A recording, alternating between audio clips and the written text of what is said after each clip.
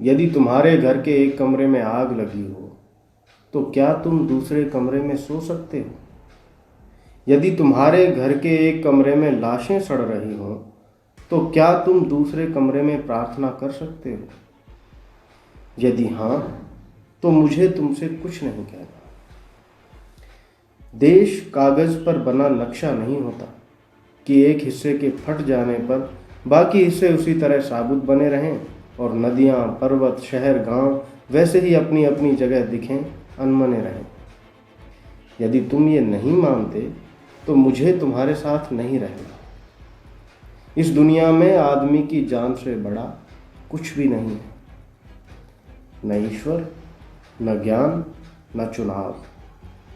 कागज पर लिखी कोई भी इबारत फाड़ी जा सकती है और जमीन की 7 परतों के भीतर गाड़ी जा सकती है। जो विवेक खड़ा हो लाशों को टेक, वो अंधा है। जो शासन चल रहा हो बंदूक की नली से, हत्यारों का धंधा है।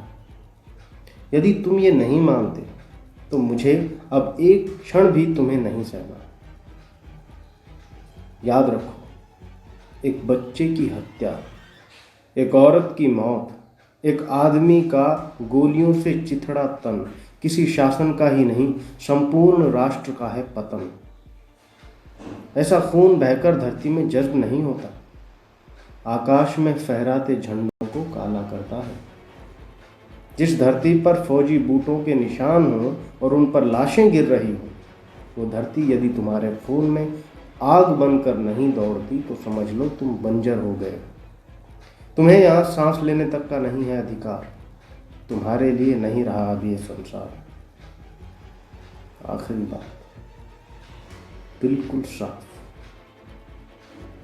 किसी भी हत्यारे को कभी मत करो माफ। चाहे हो वो तुम्हारा यार, धर्म का ठेकेदार, चाहे लोकतंत्र का स्वनाम धन्य पहरेदार।